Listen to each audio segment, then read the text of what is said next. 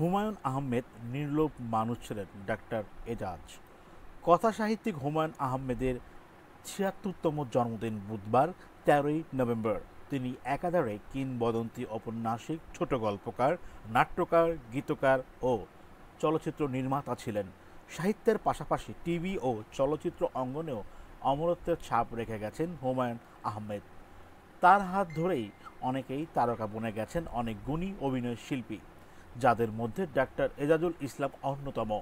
হুমায়ূন আহমেদের অসংখ্য নাটক সিনেমায় দেখা গেছে তাকে। জন্মদিনে হুমায়ূন আহমেদের স্মৃতিচারণ করেছেন সবাই। সেইরই ধারাবাহিকতায় সম্প্রতি দেশের এক গণমাধ্যমে কিংবদন্তি এই নির্মাতাকে স্মরণ করলেন তিনিও। ডক্টর এজাজ বলেন, হুমায়ূন আহমেদ আমার শিক্ষকের বন্ধু ছিলেন, তাই সব সময় স্যার বলেই সম্বোধন করছি তাকে। স্যারের পরিচালিত সবুজ সাথী নাটকে প্রথমবারের মতো অভিনয় করেছিলাম। নাটকে আমার চরিত্র ছিল স্বাস্থ্য বিভাগের একজন মাঠকর্মী। চরিত্রটি ছোট ছিল। এরপর থেকেই স্যারের প্রায় সব নির্মাণেই থাকতাম আমি। স্যারের সঙ্গে আমার প্রথম চলচ্চিত্র ছিল শ্রাবণ মেঘের দিন। হুমায়ূন আহমেদ একজন লোভহীন মানুষ উল্লেখ করে অভিনেতা বলেন, স্যার ছিলেন একজন নির্লোভ মানুষ। যা করতে ইচ্ছে হতো সেটাই বিশাল আয়োজনে করতেন। মনের আনন্দ এবং প্রশান্তির জন্য সবই করতেন তিনি।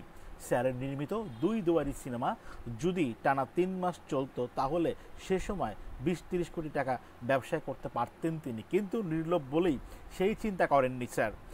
তিনি আরও বলেন, স্যারের শূন্যতা কখনো পূরণ হওয়ার নয়।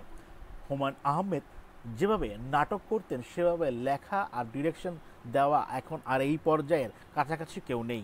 এমনকি ওই ধরনের নাটক কিংবা দর্শকও নেই। প্রসঙ্গত, টিভি নাটক থেকে শুরু করে চলচ্চিত্রেও সমান তালে অভিনয় করেছেন ডাক্তার এজাজ। সর্বশেষ শাকিব খানের রাজকুমার চলচ্চিত্রে দেখা গেছে তাকে। অভিনয়ের পাশাপাশি একজন সুপরিচিত চিকিৎসকও তিনি। গরিবের ডাক্তার হিসেবেও বেশ খ্যাতি রয়েছে তার, কারণ আর্থিকভাবে অসচ্ছল মানুষের চিকিৎসা সেবা দিয়ে থাকেন ডাক্তার এজাজ। ডাক্তার এজাজের এমন কর্মকাণ্ড বা তার এই কাজগুলো আপনাদের কেমন লাগলো অবশ্যই জানাবেন, এবং কথা সাহিত্যিক হুমায়ূন আহমেদের জন্মদিনে স্বদেশ পরিবারের পক্ষ থেকে অনেক অনেক শুভেচ্ছা এবং ভালোবাসা। এবং আপনাদের মতামতগুলো জানাতে অবশ্যই আমাদের চ্যানেলে সাবস্ক্রাইব করবেন এবং লাইক কমেন্ট করে পাশে থাকবেন। ধন্যবাদ।